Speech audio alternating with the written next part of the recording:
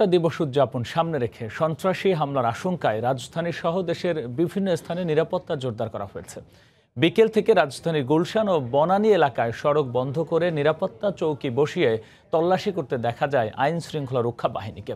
পুলিশের বরাত দিয়ে গুলশান এলাকার বিভিন্ন নামী ক্লাব ও রেস্টুরেন্টের পক্ষ থেকে সদস্যদের কাছে পাঠানো খুদে বার্তায় সন্ত্রাসী হামলার আশঙ্কার কথা জানানো হয়। এছাড়াও বিদেশি দাতা প্রতিষ্ঠানের পক্ষ থেকেও খুদে বার্তায় সন্ত্রাসী হামলার শঙ্কায় কর্মীদের সতর্ক থাকার পরামর্শ দেওয়া হয়। বিকেল থেকে আইনশৃঙ্খলা রক্ষা বাহিনীর বিভিন্ন সংস্থার প্রতিনিধিদের টহল দিতে দেখা যাচ্ছে গুলশান, বনানী ও ধানমন্ডি এলাকায়।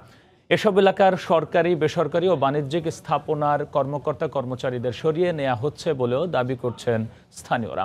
এদিকে সন্ধ্যার পর চট্টগ্রামেও নিরাপত্তা জোরদার করা হয়। বিভিন্ন স্থানে চেকপোস্ট বসিয়ে তল্লাশি করতে দেখা যায় আইন শৃঙ্খলা রক্ষা বাহিনীর সদস্যদের।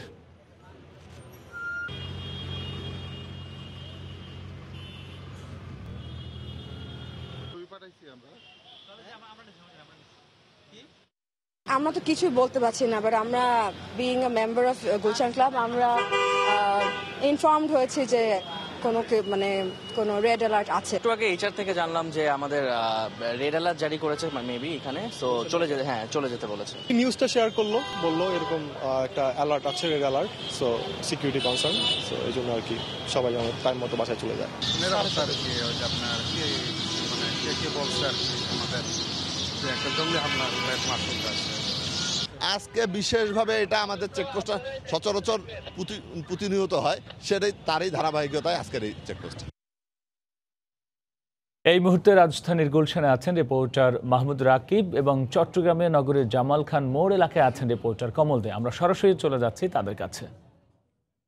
প্রথমে যাচ্ছি রাকিবের কাছে। রাকিব, ইতিমধ্যেই আজ দুপুরের পর থেকে রাজধানীর যে অভিজাত এলাকা গুলশান, বনানী, বারিধারায় সর্বোচ্চ নিরাপত্তা ব্যবস্থা জোরদার করা হয়েছে। মূলত আমি একটু আপনাকে কিন্তু একদম শুরুতেই বলি, গুলশান থানার যে ওসি, তার সাথে আমরা টেলিফোনে কথা বলেছি। তিনি মূলত বলেছেন যে 26শে মার্চ যে বাংলাদেশের স্বাধীনতা দিবসকে সামনে রেখে মূলত এই গুলশান এলাকার বা বনানী, বারিধারা এলাকার নিরাপত্তা সর্বোচ্চ জোরদার করা হয়েছে। তারা বলেছেন যে যেহেতু তারা গোয়েন্দা সংস্থার মাধ্যমে তাদের কাছে কিছু খবর আছে যে সম্প্রতি সময় নিউজিল্যান্ডে যেভাবে হামলা হয়েছে বা বিভিন্ন দেশে বিভিন্ন গোষ্ঠীর উপরে হামলা হয়েছে, সেগুলোকে মাথায় রেখে তারা যাতে কোনো সন্ত্রাসী গোষ্ঠী, কোনো জঙ্গি গোষ্ঠী এসব হামলা করতে না পারে, তার জন্য তারা এসব প্রস্তুতি নিয়েছেন। এবং আপনি দেখছেন এখানে কিন্তু এই গুলশানে যে ডিপ্লোম্যাটিক জোন বলা হয়, গুলশান 2 এর ঠিক পরেই সেখানে ঢোকার মুখে এটি কিন্তু এই চেকপোস্টটি সবসময় থাকে। তবে আজকে কিন্তু এর যে কার্যক্রম বা পরিধি সেটি বাড়ানো হয়েছে, এখানে পুলিশ সংখ্যা বাড়ানো হয়েছে। ঠিক একইভাবে বাম পাশে আমি দেখাই, যারা সাধারণ রাস্তাঘাট থেকে চলাফেরা করছে, যদি কাউকে সন্দেহ হয়, ব্যাগ থাকে, তাদেরকেও কিন্তু চেক করা হচ্ছে, তাদেরকেও দেখা হচ্ছে। মূলত আসলে একটি সামগ্রিকভাবে যাতে কোনো ধরনের কোনো অপশক্তি, কোনো অপচেষ্টাও করতে না পারে, সে কারণে কিন্তু সর্বোচ্চ নিরাপত্তা নেওয়া হচ্ছে। এবং আমরা দেখেছি যে এটি যেমন একটি রেগুলার চেকপোস্ট, এর বাইরে আরও বিভিন্ন পয়েন্টে নতুন করে চেকপোস্ট বসানো হয়েছে। সর্বোচ্চ সংখ্যক পুলিশ বাহিনীর সদস্যদের নিয়োগ করা হয়েছে। এবং আমরা আর বিভিন্নভাবে আমাদের যারা সহকর্মী তাদের মাধ্যমে জানতে পেরেছি, ঢাকার আরও অন্যান্য জায়গায় পুলিশের যে বিশেষ বাহিনী রয়েছে, সোয়াত কিংবা র্যাবের একটি আলাদা বাহিনী রয়েছে, তারাও কিন্তু মাঠ পর্যায়ে নেমে সর্বোচ্চ নিরাপত্তা ব্যবস্থা জোরদার করেছেন। আপনি দেখছেন একটি সিএনজি কি কিন্তু এখানে থামিয়ে পুলিশ সদস্যরা চেক করছেন।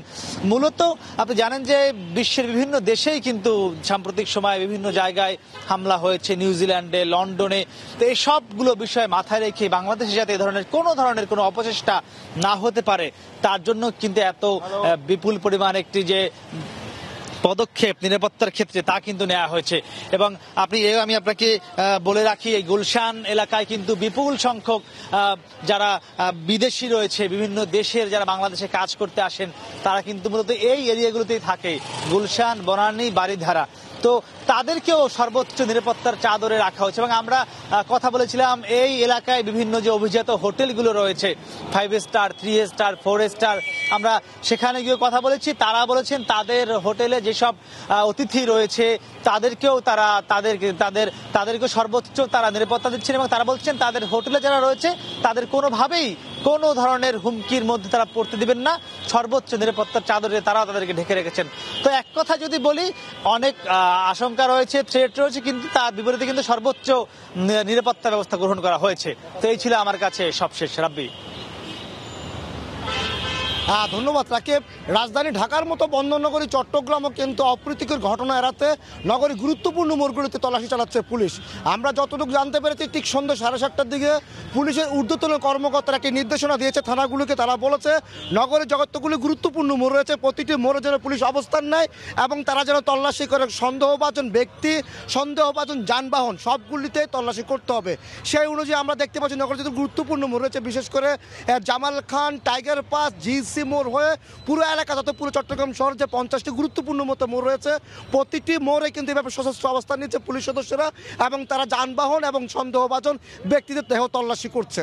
আমরা কথা বলেছিলাম বেশ কয়েকজন পুলিশ কর্মকর্তার সাথে, তারা আমাদেরকে যেটি জানিয়েছেন ঊর্ধ্বতনতে, যেহেতু রাজধানী ঢাকার গুলশান এলাকায় একটা অপ্রীতিকর ঘটনার একটা আশঙ্কা করা হচ্ছিল এবং তার প্রেক্ষিতে যদি এটা ক্যামোফ্ল্যাক্স না হয় বা চট্টগ্রামে হয়তো এরকম কোনো ঘটনা না ঘটে, তারই অংশ হিসাবে তারা কিন্তু এই তল্লাশি অভিযান শুরু করেছে। ঠিক সন্ধ্যে 7:30টার দিকে পুলিশের ঊর্ধ্বতন কর্মকর্তাদের কাছ থেকে এই নির্দেশনাটি আসে প্রতিটি থানা এলাকায় এবং বলা হয়েছে প্রতিটি থানা, প্রতিটি ইউনিট তারা রাস্তায় নামবে এবং রাত 8টা থেকে একযোগে তারা যানবাহন তল্লাশি করবে এবং সন্দেহভাজন ব্যক্তিদের তল্লাশি করবে, বিশেষ করে যাতে কোনো রকম অপ্রীতিকর ঘটনা এই বিজয় স্বাধীনতা দিবস উপলক্ষে না ঘটে।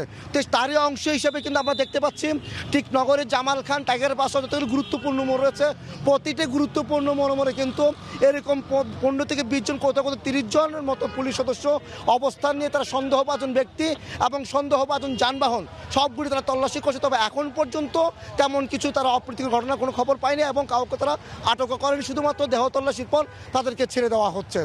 এবং এখন পর্যন্ত একটা জিনিস নির্দেশনা দেওয়া হয়েছে যাতে এই তল্লাশির সময় যানবাহন চলাচল যাতে কোনো রকম বিঘ্ন না ঘটে, সে বিষয়টি মাথা রাখার জন্য মাঠ পর্যায়ে পুলিশ যারা কর্মরত রয়েছেন তাদেরকে নির্দেশনা দিয়েছেন ঊর্ধ্বতন কর্মকর্তারা। তো বলা চলে রাজধানী ঢাকার মতো বন্দরনগরী চট্টগ্রামও অপ্রীতিকর ঘটনা এড়াতে বিভিন্ন পয়েন্টে অবস্থান নিয়ে তল্লাশি শুরু করেছে পুলিশ। এটি ছিল আমার কাছে এখন পর্যন্ত সর্বশেষ।